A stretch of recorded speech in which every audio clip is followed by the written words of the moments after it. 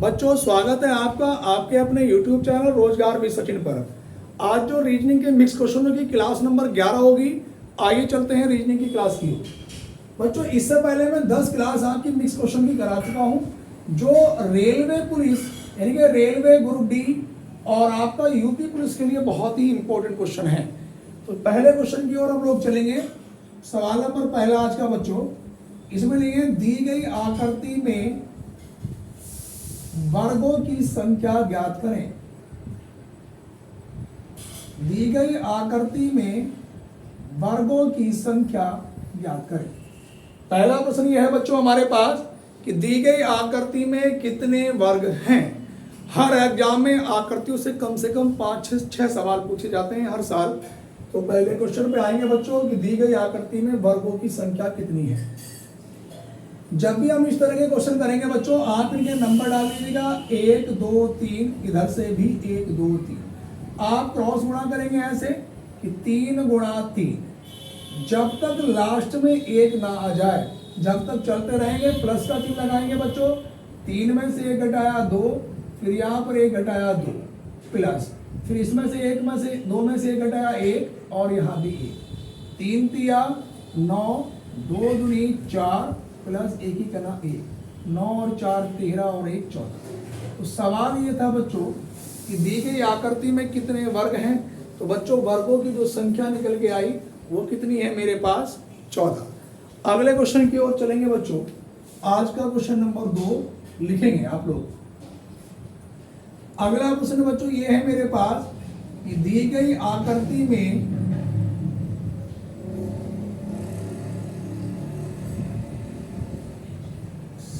दी गई आकृति में कितने समांतर चतुर्भुज हैं। लिखेंगे दी गई आकृति में कितने समांतर चतुर्भुज हैं। दी गई आकृति में समांतर चतुर्भुजों की संख्या ज्ञात करें। दी गई आकृति में समांतर चतुर्भुजों की संख्या ज्ञात करें। अगला क्वेश्चन ये है कि दी गई आकृति में समांतर चतुर्भुजों की संख्या ज्ञात करें। तो बच्चों देखो मैंने आपसे बता रखा था कि समांतर चतुर्भुज और आयतों की संख्या दोनों इक्वल होती है। आप इनके नंबर डालेंगे 1 2 3 4, यहाँ पर 1 2 3, इनको ऐड करेंगे 1 और 2 3 और 3 6 और 4 10। ये वाला देखो दोबारा सुनिएगा, 1 और 2 3 और 3 6 और 4 10। यहाँ पर 1 और 2 3 और 3 6। तो बच्चों आप इनकी गुणा करेंगे 10 गुणा 6 बराबर कितना है 60। तो मेरे पास समांतर चतुर्भुजों की संख्या कितनी निकल के आ गई बच्चों 60 निकल के आ गई। इसके बाद बच्चों में क्वेश्चन नंबर 3 की ओर चलूंगा। आज के तीसरे नंबर के क्वेश्चन की ओर। तीसरे नंबर का जो क्वेश्चन है मेरे पास ये है बच्चों, दी गई आकृति में त्रिभुजों की संख्या ज्ञात करें। क्वेश्चन नंबर तीसरा ये है कि दी गई आकृति में त्रिभुजों की संख्या ज्ञात करें। बच्चों में बार बार कह रहा हूं हर एग्जाम में 5 से 6 क्वेश्चन आकृतियों के आते हैं नॉन वर्बल रीडिंग से। अब यहाँ पर ध्यान मेरे पास बच्चों, यहाँ पे मैं करूंगा देखो बोर्ड पे ध्यान दो। इसी का एक बेसिक कॉन्सेप्ट ये है बच्चों कि अगर मेरे पास आकृति ये वाली होती तो मैं त्रिभुजों की संख्या निकाल लेता, मैं इनके नंबर डालता 1 2, तो 1 + 2 बराबर कितना हुआ बच्चों 3। अगर आप इस बीच वाले पॉइंट को हटा दें तो ये आकृति इसी प्रकार की है। अब देखो अगर मैं इसी आकृति को बच्चों अब ऐसे बनाऊं कि यहाँ पर मेरे पास ये बना, मैं इनके नंबर डालूंगा 1 2 3, तो 1 + 2 + 3 बराबर कितना हुआ बच्चों 6। तो यहाँ पर ध्यान दो 1 2 3, तो ये टोटल कितना हुआ बच्चों 6। ये वाली आकृति सेम हुई और कितने भागों में डिवाइड है 1 2 और 1 3। जितने भागों में डिवाइड है उतने से गुणा कर देंगे तो 6 या 18। तो मेरे पास बच्चों त्रिभुजों की संख्या कितनी निकल के आई इसमें 18। अगले क्वेश्चन की ओर चलेंगे बच्चों हम लोग। इसके बाद सवाल नंबर 4, क्वेश्चन नंबर 4 की ओर हम लोग चलेंगे बच्चों। लिखेंगे इसमें भी कि दी गई आकृति में कितने वर्ग और त्रिभुज हैं। अगला क्वेश्चन ये है बच्चों कि दी गई आकृति में कितने वर्ग और त्रिभुज हैं। दी गई आकृति में कितने वर्ग और त्रिभुज हैं।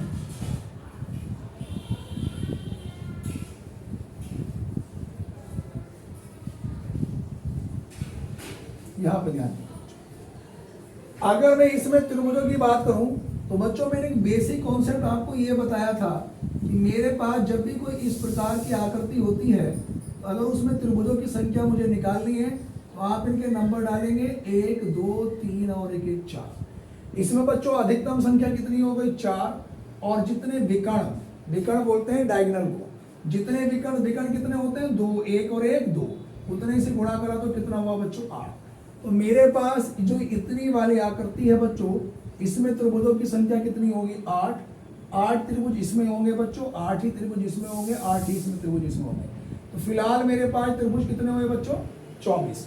उसके बाद ध्यान देंगे अगर मैं बच्चों यहां से यहां तक की बात करता हूं तो एक त्रिभुज मेरे पास ये बना 25। अब यहां से यहां तक की बात करता हूं बच्चों एक त्रिभुज ये बना 26। दो त्रिभुज इनके अपोजिट होंगे, एक ये वाला त्रिभुज बच्चों कितने हो गए 27 और एक त्रिभुज बच्चों मेरे पास ये वाला तो त्रिभुज कितने हो गए बच्चों 28। तो मेरे पास जो त्रिभुजों की संख्या हो गई बच्चों, त्रिभुज कितने हो गए मेरे पास ये 28 त्रिभुज हो गए। अगर मैं वर्गों की संख्या की बात करूंगा वर्ग कितने हैं तो मेरे पास बच्चों देखो एक वर्ग तो बच्चों ये रहा एक वर्ग ये रहा 2 और बच्चों एक वर्ग मेरे पास ये रहा तो कितने वर्ग हो गए 3। और वर्ग क्या होता है जिसकी प्रत्येक भुजा क्या होती है बच्चों बराबर होती है। तो यहां पर ध्यान दो 3 तो ये होगा, यहां से ये वाला भी वर्ग काउंट होगा 3 और 1 4 और एक बच्चों ये वाला 5। तो वर्ग कितने हो गए 5। तो मेरे पास जो सही आंसर होगा बच्चों 28 त्रिभुज और 5 वर्ग। कॉपी करें सभी विद्यार्थी भैया कॉपी करते चलें जल्दी से। उसके बाद हम लोग अगले क्वेश्चन की ओर लिखेंगे चलेंगे जी। अगले क्वेश्चन में चलेंगे बच्चों सवाल नंबर 4 के बाद सवाल नंबर हम लोग चलेंगे 5 पर। मेरे पास बच्चों 5 नंबर का जो क्वेश्चन है वो ये है बच्चों कि दी गई आकृति में त्रिभुजों की संख्या ज्ञात करें। दी गई आकृति में त्रिभुजों की संख्या ज्ञात करें। 1 ये 2 हमने बनाया बच्चों, यहां पर ये 3 बन गए। उसके बाद बच्चों ये अब सवाल ये है कि दी गई आकृति में कितने त्रिभुज हैं। जब भी इस प्रकार की कोई आकृति आए तो आप लोग करेंगे 1 2 3 4 5 ये है 1 2 3 4 5 1 2 3 4 5। ये तीनों साइड हमेशा बराबरी होती हैं। तो यहाँ पर आप नंबर डालेंगे 1 2 3 4 और 1 5। तो बच्चों यहाँ पर पहला वाला नंबर मैं ऐसा का ऐसे लिखूंगा। अब देखो बच्चों इस 1 में अगर मैं 2 जोड़ूंगा तो कितना होगा 3 और इस 3 में भी बच्चों 3 जोड़ूंगा तो कितना होगा 6। इस 6 में भी 4 जोड़ूंगा बच्चों 10 और 10 में भी 5 जोड़ा बच्चों कितना हुआ 15। इन सबको मैं जोड़ लूंगा 10 और 15 25 और 6 और 3 9 और 1 10। 25 और 10 कितना हो गया भैया 35। दोबारा सुनो 15 और 10 25 और 10 ये हुआ 25 और 10 कितना हुआ 35। अभी त्रिभुज कंप्लीट नहीं हुए। अब मैं नीचे से ऊपर की ओर चलूंगा, पहले वाले को छोड़ूंगा, इसको लूंगा, इसको छोड़ूंगा, इसको लूंगा, इसको छोड़ूंगा। तो बच्चों मैंने किसको लिया 10 और 3 13 इसमें ये ऐड हो जाएगा। तो मेरे पास कितना हो गया 3 और 1 4 5 और 3 8। तो त्रिभुजों की संख्या कितने निकल के आ गई बच्चों 8 निकल के आ गई। कितने त्रिभुजों की संख्या निकल के आ गई 8। उसके बाद मैं क्वेश्चन नंबर 5 के बाद बच्चों 6 पे चलूंगा। छठे नंबर का प्रश्न ये है बच्चों, लिखेंगे आप लोग FIRST फर्स्ट शब्द में अक्षरों के ऐसे कितने युग्म हैं। युग्म किसे बोलते हैं जोड़े को। युग्म किसे बोलते हैं बच्चों जोड़े को। कितने युग्म या जोड़े हैं जितने की अंग्रेजी वर्णमाला में उनके बीच में अक्षर होते हैं। जितने की अंग्रेजी वर्णमाला में उनके बीच में अक्षर होते हैं। ब्रैकेट में लिखेंगे आगे एवं पीछे दोनों दिशाओं में। तो वो जोड़े बनाने बच्चों मैंने बता रखे, शब्द मेरे पास क्या है, FIRST। तो देखो बच्चों, F का नंबर कितना होता है 6, I का नंबर 9, R का 18, S का 19 और T का 20। मैंने जोड़े निकालने वाला जो टॉपिक आपको पढ़ाया तो एक बेसिक कॉन्सेप्ट बच्चों ये बताया था कि मान लीजिएगा यहाँ पर A लिखा और यहाँ पे C लिखा और बीच में मैंने क्या लिख दिया K। तो मेरे पास बच्चों ABCD जब मैं लिखूंगा पूरी आगे तक, A और C के बीच में कितने अक्षर होते हैं, एक अक्षर होते हैं। तो यहाँ भी A और C के बीच में कितने अक्षर हैं, एक है। चाहे वो अक्षर कोई सा भी क्यों ना हो बच्चों, उससे कोई फर्क नहीं पड़ेगा, जितने अक्षर उनके बीच में होने चाहिए उतने उसके अंदर लिखे होने चाहिए। दूसरी बात, सबसे बढ़िया नंबर आप नंबर डाल लीजिएगा, A का नंबर 1, K का 11, C का 3। मैं जिस नंबर से चला हूं बच्चों और जिस नंबर पर पहुंचना है उसका नंबर सही बैठना चाहिए। बीच में जो भी अक्षर लिखा होगा उसे हम काउंट करेंगे 1 में। अब ध्यान दो बच्चों, में 1 से चला 1 के बाद क्या आना चाहिए था, 2 नहीं लिखा, 2 के बाद 3, तो मेरा जोड़ा बन गया। फिर 11 से 12 नहीं बनेगा, 3 से 4 नहीं बनेगा, 11 से 12, जोड़े कितने बने, 1। सवाल क्या था मेरे पास फर्स्ट का, मैं 6 से चलूंगा 6 के बाद 7 आना चाहिए, लिखा 9 नहीं बनता, 6, 7, 8, 9, 10 नहीं बनता। फिर 9 के बाद 9, 10, 11, 12 नहीं बनता। अब ये 18 से 19, 18 से 19, तो कितने जोड़े बने बच्चों, 1 अभी। अब मैं देखो 18 का काम खत्म नहीं हुआ, मैं इसे लेकर लास्ट तक जाऊंगा। कहाँ तक लेके जाऊंगा, लास्ट तक। अब देखो ध्यान दो, 18, 19, 20, 18 से जब मैं 18, 19 में 20 पे चला और 20 ही उसके ऊपर लिखा, जोड़े कितने बने, 2। अब इसका काम खत्म। अब 19 से 20, 19 के बाद 20 ही आता, जोड़े कितने बन गए, 3। इधर से क्यों नहीं बनेगा कोई भी, क्योंकि संख्याएं अवरोही क्रम में लिखी हैं बड़े से छोटे की ओर। 20 के बाद कहीं 21 नहीं लिखा, 19 के बाद 20 नहीं लिखा, 18 के बाद 19 नहीं लिखा, 9 के बाद 10 नहीं लिखा, 6 के बाद 7 नहीं लिखा। इसलिए बच्चों जोड़ों की संख्या कितनी बनेगी मेरे पास, 3। पेपरों में ऑप्शन इस तरह से आते हैं 1, 2, 3 या 3 से अधिक। तो मेरा जो सही उत्तर होगा बच्चों वो क्या होगा, 3 होगा। उसके बाद अगले क्वेश्चन की ओर हम लोग चलते हैं। क्वेश्चन नंबर बच्चों 6 की ओर चलते हैं। 6 की सवाल नंबर 6 तो हो गया। सवाल नंबर चलेंगे बच्चों, 6 हो गए ना बच्चों। 6 के बाद सवाल नंबर हम लोग चलेंगे बच्चों 7 की। 7 नंबर का जो क्वेश्चन है मेरे पास, ये जो 7 नंबर के क्वेश्चन को आप लोग लिखेंगे यदि किसी घड़ी में 9:50 हो रहे हैं, यदि किसी घड़ी में 9:50 हो रहे हो तो उसके जल प्रतिबिंब में क्या समय दिखाई देगा। यदि किसी घड़ी में 9:50 हो रहे हो तो उसके जल प्रतिबिंब में क्या समय दिखाई देगा।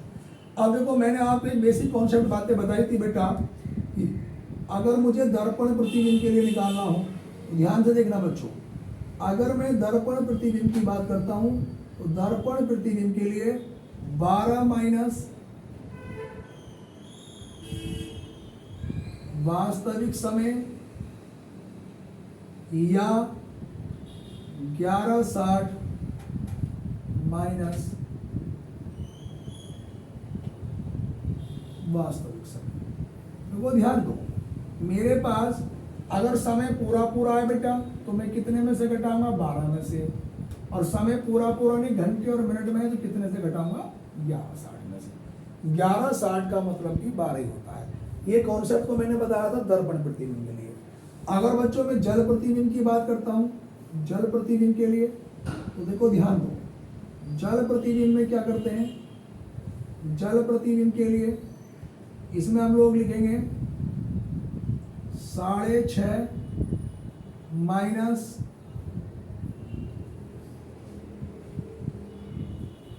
वास्तविक समय या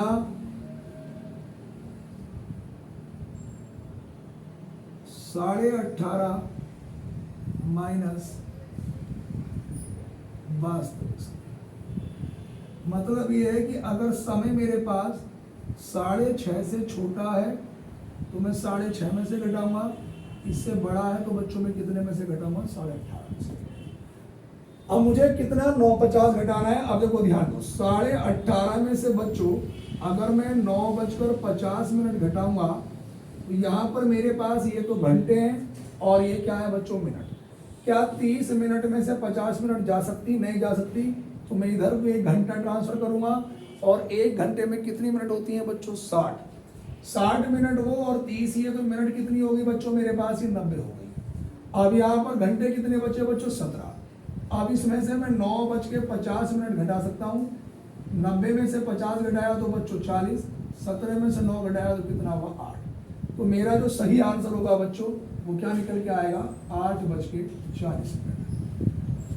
उसके बाद मैं क्वेश्चन नंबर चलूंगा बच्चों 7 के बाद 8 नंबर।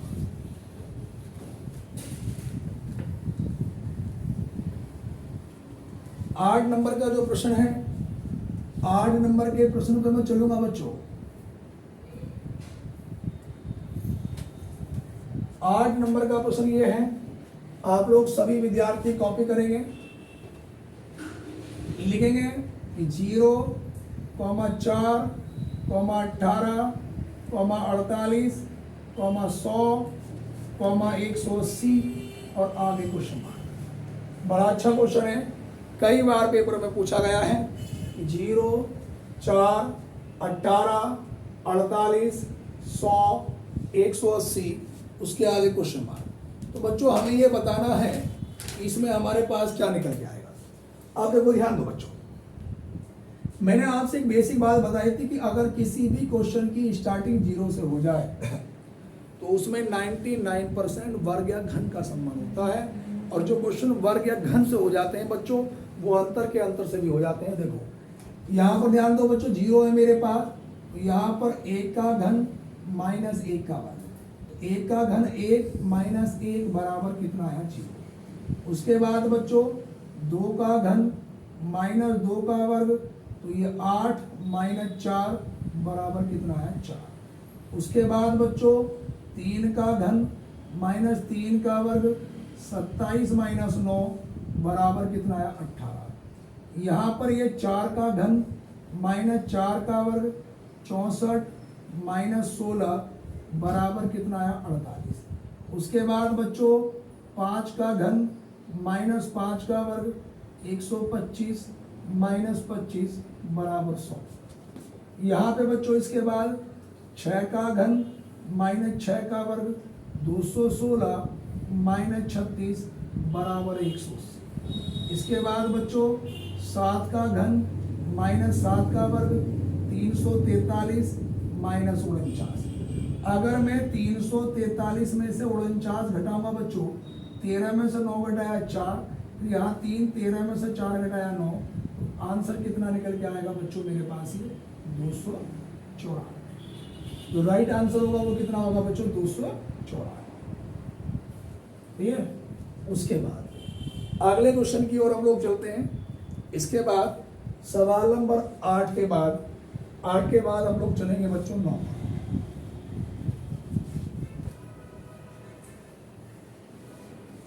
इसके बाद 8 के बाद मैं 9 नंबर के क्वेश्चन को चलूंगा बच्चों।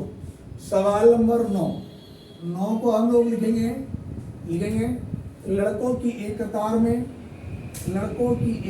में लिखेंगे संजीव। लड़कों की एक कतार में संजीव बाएं से 25वें स्थान पर है और दीपक दाएं से 30वें स्थान पर है। लड़कों की एक कतार में संजीव बाएं से 25वें स्थान पर है और दीपक दाएं से 30वें स्थान पर है। जब ये दोनों आपस में स्थानों की अदला बदली कर लेते हैं, तो संजीव बाएं से 30वें नंबर पर हो जाता है। संजीव बाएं से 30वें नंबर पर हो जाता है। कतार में कुल कितने छात्र हैं? तो बच्चों मैंने कुल निकालने के लिए आपको कंडीशन बताई थी, जो जितना बढ़कर हो गया वो नंबर, अब संजीव का नंबर 25 नहीं रहा, संजीव बढ़कर कितना हो गया 30 प्लस दूसरा वाला ऐसा का ऐसे 30 और बच्चों माइनस का 1, तो कितना आया 60 माइनस 1। तो बच्चों मेरा सही आंसर कितना निकल के आया 59 निकल के आया। सही है भैया। उसके बाद मैं क्वेश्चन नंबर 10 की ओर चलूंगा बच्चों। 10 नंबर के क्वेश्चन पे हम लोग चलेंगे। 10 नंबर पे 10 नंबर का जो सवाल है उसे सभी विद्यार्थी लिखेंगे कि दो मित्र प्रमोद और अभिषेक सुबह के समय आमने सामने खड़े होकर बातचीत कर रहे हैं। दो मित्र हैं, लिखते चले सभी विद्यार्थी। दो मित्र हैं, एक का नाम है प्रमोद और एक का नाम है बच्चों अभिषेक। सुबह के समय आमने सामने खड़े होकर बातचीत कर रहे हैं। यदि प्रमोद की परछाई अभिषेक के दाएं पड़ रही हो, यदि प्रमोद की परछाई अभिषेक के दाएं पड़ रही हो, तो इस स्थिति में प्रमोद का चेहरा किस दिशा में होगा? इस स्थिति में प्रमोद का चेहरा किस दिशा की होगा? बच्चों देखो, मैंने परछाई वाले क्वेश्चन जब कराए डायरेक्शन टेस्ट, तो मैंने आपसे एक बात नोट करके लिखवाई थी मैंने परछाई वाले सवालों में कि सुबह के समय में किसी भी व्यक्ति या वस्तु की जो परछाई है वो कहाँ पे पड़ती है बच्चों? पश्चिम दिशा की ओर। और शाम के समय में किसी भी व्यक्ति या वस्तु की परछाई कहाँ पर पड़ती है? पूर्व दिशा की ओर। शाम को कई बार वो संध्या से भी प्रदर्शित कर देता है। अब देखो, परछाई वाले सवाल जब भी होंगे तो तुम्हें बच्चों आमने सामने ऐसे खड़ा करना है। अगर आप ऐसे खड़ा करोगे तो सवाल का उत्तर गलत आएगा, बस ये ध्यान रखना है। तो वो आपने पहला कैंडिडेट कौन है बच्चों? प्रमोद है। और दूसरा कौन है बच्चों? प्रमोद के साथ साथ अभिषेक है। अब देखो, प्रमोद और अभिषेक दोनों सुबह के समय में आमने सामने खड़े होकर बातचीत कर रहे हैं। मैंने आमने सामने रख दिया। दूसरा विद्यार्थी बोला सर आप एक काम करके देखो, अभिषेक को ऊपर रखो और आप जो है प्रमोद को नीचे रखो। मैंने उसकी बात मान ली। और रखने की कंडीशन यही होगी, सिर्फ इसमें ऐसे मत रख देना, वो आपकी मर्जी, किसको ऊपर रखो किसको गलत रखें। एक कंडीशन सही होगी, एक गलत होगी। समय का देखो, ये वाली कंडीशन कौन सी है? फर्स्ट वाली है बच्चों। और ये वाली कंडीशन कौन सी है? सेकंड वाली। दोनों में से एक सही होगी। कैंडिडेट कौन थे? प्रमोद और अभिषेक। समय कब का था? सुबह का। सुबह के समय में परछाई किसकी थी? प्रमोद की। प्रमोद की परछाई अभिषेक के कहाँ पड़ रही थी बच्चों? दाईं ओर पड़ रही थी। प्रमोद की परछाई अभिषेक के दाईं ओर। और समय में सुबह के समय में पश्चिम कहाँ होता है मेरे पास? प्रमोद का पश्चिम कैसे होगा? ऐसे। इस वाले चित्र के अकॉर्डिंग, इसके चित्र के अकॉर्डिंग प्रमोद का पश्चिम कैसे होगा? ऐसे। और प्रमोद की परछाई, जैसे प्रमोद की परछाई अभिषेक के दाईं ओर, जब अभिषेक ऐसे खड़ा होगा तो ये तो भैया इसका बायां हो गया, दायां तो इधर हो गया, तो ये वाला चित्र क्या हो गया? गलत हो गया। जब अभिषेक तो ऐसे खड़ा होगा और प्रमोद ऐसे खड़ा होगा, तो यहाँ पर प्रमोद की जो परछाई है, अभिषेक जब इसकी ओर देखेगा ऐसे, तो उसके राइट हैंड होगी या नहीं होगी? तो ये वाला बिल्कुल सही हो गया। सवाल में कहा गया भैया प्रमोद का चेहरा की दिशा की ओर था, तो प्रमोद का चेहरा कौन सी दिशा में था बच्चों? उत्तर दिशा में। तो हमारा जो सही आंसर होगा बच्चों कौन सा होगा? उत्तर दिशा की ओर। तो बच्चों ये श्रृंखला आपकी जब तक यूपी पुलिस और रेलवे का पेपर होगा, अदर एग्जाम के लिए भी बहुत इंपॉर्टेंट क्वेश्चन है, कंटिन्यू बच्चों ये श्रृंखला चलती रहेगी। बस आपसे छोटी सी रिक्वेस्ट है कि हमारे YouTube चैनल को सब्सक्राइब जरूर करें और बेल आइकन को भी दबा लें ताकि आप तक नई वीडियो हमारी पहुंच जाए। और हमारी वीडियो कैसी लगी कमेंट बॉक्स में जरूर बताएं। धन्यवाद।